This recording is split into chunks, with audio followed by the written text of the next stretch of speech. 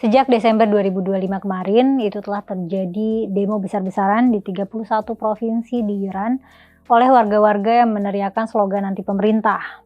Nah, demo ini jadi yang terbesar sejak revolusi 1979 yang kala itu melahirkan Republik Islam Iran. Alasan dibalik terjadinya demo ini juga nggak lepas dari akumulasi panjang dari krisis ekonomi yang mencekik, serta adanya represi politik dan represi kebebasan berekspresi yang didukung oleh sistem negara. Dan ini tercermin dalam bagaimana pemerintah Iran merespon protes warga dengan cara yang brutal. Jadi aparat keamanan di sana melepaskan tembakan langsung ke arah demonstran, termasuk yang melakukan demo dengan damai atau bahkan yang cuma jadi bystander. Dalam hitungan hari ribuan orang tewas dan ini menjadi satu pembantaian terbesar dalam sejarah modern Iran. Dan per video ini dibuat, estimasi korban tewas dari protes ini sudah mencapai 30 ribuan orang. Ketakutan lain yang menghantui warga Iran adalah ancaman hukuman mati. Ehran Soltani, warga biasa yang menjadi salah satu demonstran, itu sempat mendapatkan ancaman hukuman mati karena terlibat dalam aksi tersebut. Tapi kemudian proses hukum ini ditunda dan pemerintah Iran membantah bahwa mereka berencana mengeksekusi para pengunjuk rasa. Namun bantahan resmi ini juga kontras ya dengan laporan-laporan di lapangan. Jadi penangkapan massal itu terus berlangsung, ribuan orang ditahan tanpa proses hukum yang transparan dan komunikasi nasional hampir sepenuhnya diputus melalui pemadaman internet dan jaringan telepon. Dan sampai hari ini internet di sana masih diputus. Pemerintah Iran menuduh pihak asing sebagai dalang di balik gelombang protes besar ini, tapi di sisi lain apakah kemudian gelombang protes ini merupakan bentuk penolakan warga terhadap Islam? Atau sebenarnya ini adalah kritik terhadap rezim yang selama puluhan tahun mengklaim berbicara atas nama agama, tapi memerintah dengan represi, memerintah dengan ketidakadilan dan kekerasan.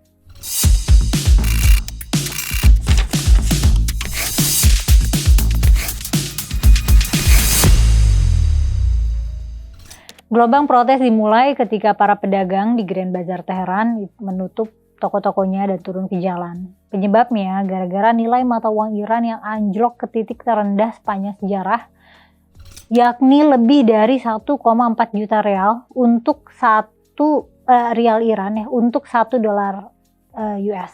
Jadi $1 itu 1,4 juta. Nah, masalah ini kemudian menyebabkan inflasi tahunan sekitar 40%, harga makanan naik rata-rata 72%, dan banyak barang kebutuhan pokok melonjak hingga berkali-kali lipat. Nah, situasi ini juga mengakibatkan bisnis para pedagang runtuh karena daya beli masyarakat hilang. Para pedagang ini atau di Iran dikenal dengan nama bazaris, itu bukan sembarang kelompok pedagang biasa. Jadi mereka pada dasarnya bukan anti pemerintah ya, justru sebaliknya mereka adalah salah satu pilar utama keberhasilan revolusi 1979 yang diprakarsai oleh pemerintah yang baru. Jadi bazaris ini memainkan peran yang krusial dalam menjatuhkan Shah Muhammad Reza Pahlavi dan kemudian menjadi sekutu rezim Islam yang baru berdiri.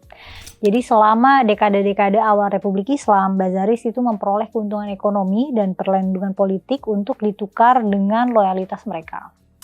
Nah, karena posisi inilah pemimpin tertinggi atau supreme leader Iran, itu Ali Khamenei, itu berusaha keras memisahkan protes bazar dari gelombang perlawanan nasional. Nah, dalam pernyataan publiknya, Khamenei menegaskan bahwa protes bazar itu sah dan kelompok yang menunggangi protes mereka adalah perusuh yang sesungguhnya yang harus ditertibkan. Tapi ya tetap aja proses tetap berlangsung di area bazar, tapi aparat keamanan menembakkan gas air mata dan slogan-slogan anti pemerintah ya tetap terdengar. Nah, retaknya hubungan antara bazaris itu memang sudah terjadi selama 2 dekade terakhir. Posisi ekonomi bazar itu secara perlahan tapi pasti tergerus oleh kebijakan negara yang semakin memusatkan kekayaan pada jaringan bisnis yang terkait dengan Islamic Revolutionary Guard Corps atau IRGC atau kelompok militer Iran, serta yayasan-yayasan besar semi negara yang dikenal sebagai Bodnyat.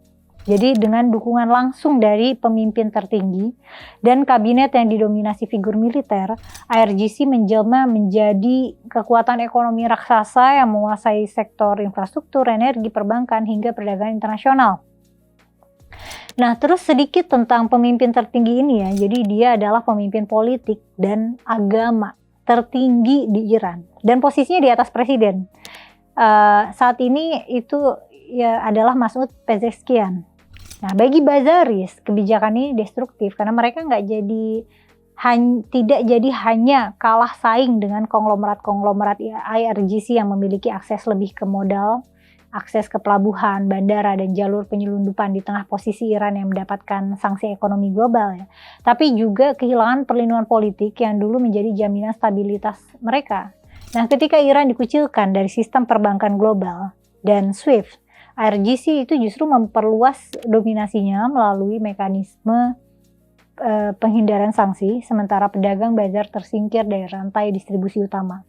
Nah, maka ketika Bazaris atau kelompok yang selama puluhan tahun menjadi tulang punggung stabilitas rezim ini menutup toko dan memimpin protes, ini adalah sinyal bahwa krisis ekonomi Iran sudah terlalu parah sampai basis pendukung grassroots-nya itu nggak mampu atau nggak mau lagi mempertahankan loyalitas.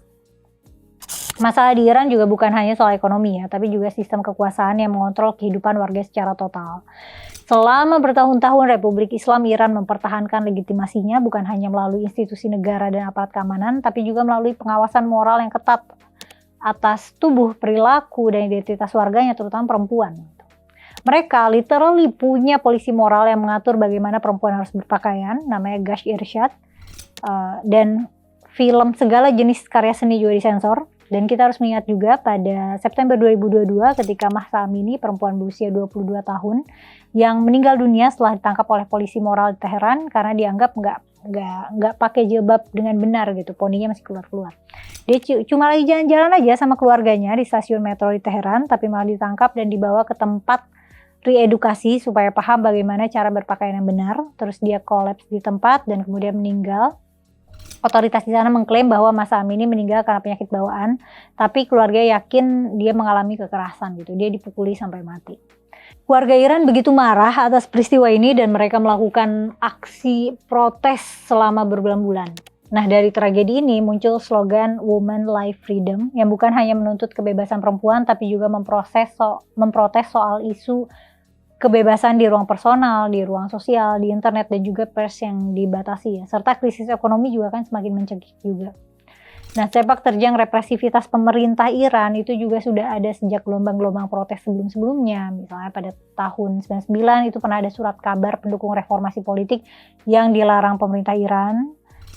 Mahasiswa kemudian melakukan aksi damai atas dasar penutupan ini, tapi justru negara mengerahkan pihak militer untuk memasuki asrama mahasiswa sampai ada mahasiswa yang terbunuh. Dan ini menimbulkan aksi demonstrasi secara nasional dan keadaan justru makin parah karena aparat makin brutal terhadap demonstran sehingga 4 orang lainnya justru terbunuh dan ribuan orang ditangkap.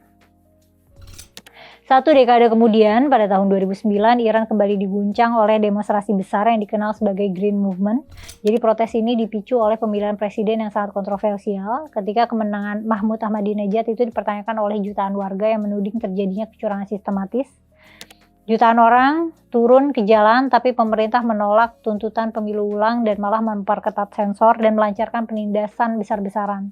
Puluhan orang tewas, ribuan ditangkap, dan gerakan yang berlangsung berbulan-bulan itu akhirnya gagal karena tidak menghasilkan perubahan struktural.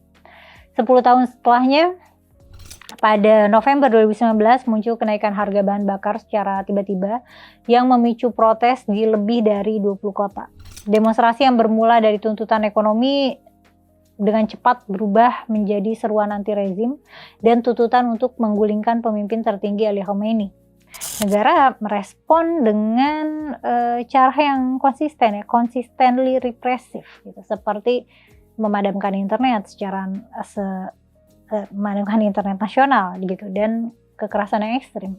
Nah, peristiwa ini kemudian dikenal sebagai Bloody November karena ratusan warga sipil tewas akibat tembakan aparat. Tapi kenapa kok bisa serepresif itu? Jadi setelah revolusi Iran pada tahun 1979, Iran itu dipimpin oleh Ayatullah Ruhollah Khomeini yang merupakan ulama besar dari Syiah 12 Imam atau Syiah Isna Asyariyah. Jadi Iran itu berubah menjadi Republik Islam yang menggabungkan negara dengan agama menjadi satu kesatuan. Nah, penyebab revolusi ini sebenarnya bukan hanya soal agama, tapi juga krisis ekonomi yang melanda pada pemerintah yang sebelumnya. Mereka punya presiden, tapi di atas presiden ada seorang supreme leader yang merupakan tokoh agama yang menjadi pemimpin tertinggi. Nah, ini yang disebut dengan konsep wilayah al-faqih gitu, atau kekuasaan wali ulama. Nah, menurut konsep ini, selama Imam Mahdi belum kembali, kepemimpinan umat harus dipegang oleh seorang ulama yang dianggap paling layak. Nah, setelah wafat Khomeini pada tahun 1989, penggantinya Ayatullah Ali Khomeini. Nah, memerintahnya juga dengan cara yang makin represif. Dalam masa kepemimpinannya, kekuasaan politik itu makin bertumpu pada IRGC yang merupakan kelompok militer khusus pembela Republik Islam. Dan bahkan IRGC tumbuh menjadi gurita politik yang menguasai banyak aspek hidup masyarakat. Jadi dengan kata lain, Republik Islam Iran itu secara bertahap berubah menjadi negara yang dikuasai otoritas keagamaan dan otoritas militer, sementara rakyat itu semakin tersingkir dari pusat pengambilan keputusan. Jadi penolakan terhadap Republik Islam itu nggak sama dengan penolakan terhadap Islam ya. Mereka menolak ketika negara menggunakan tafsir agama untuk membungkam kritik, untuk mengontrol tubuh warganya, dan menutupi kegagalan ekonomi. Sama seperti mengkritik sistem pesantren atau lembaga keagamaan, itu kan nggak berarti kita menolak Islam kan, bukan berarti kita mengkritik pesantren kan tidak sama dengan mengkritik Islam gitu. Dan mengkritik wilayah al-faqih juga itu tidak sama dengan mengkritik Islam. Demonstrasi di Iran itu nggak bisa dipisahkan dari demonstrasi-demonstrasi sebelumnya yang memprotes krisis ekonomi, memprotes kinerja pemerintah, dan juga protes terhadap aturan moral yang membatasi ruang privat dan pilihan hidup warganya, yang semua ini juga lekat dengan posisi agama sebagai tameng kekuasaan. Negara yang mengklaim berdiri atas nama agama justru menghabiskan sumber daya nasional untuk proyek nuklir, untuk perang, serta memperkaya jaringan IRGC dan Bonyan. Sementara rakyatnya hidup di bawah inflasi, pemadaman listrik, krisis air, dan represi. Makanya nggak heran kalau protes ini bukan cuma soal intervensi asing, tapi kemarahan organik oleh masyarakat Iran yang sudah terlalu lama terkungkung dalam sistem politik yang meminggirkan mereka. Ketika sebuah negara mengklaim berbicara atas nama Tuhan, tapi justru membiarkan rakyatnya hidup kesusahan, maka kemarahan yang berujung pada protes besar itu ya akan jadi sesuatu yang tidak terhindarkan. Tapi kalau menurut kamu gimana nih? Dan menurut kamu ada nggak sih kemiripan? Apakah ada kemiripan atau ada kemungkinan akan ada kemiripan antara masyarakat atau pemerintah kita dengan keadaan di Iran sana? Adakah pola yang bisa kita lihat di situ, atau nggak ada garis merahnya sama sekali? Terus pendapat kamu di kolom komentar ya. Makasih sudah nonton sampai selesai. Sampai ketemu di konten selanjutnya.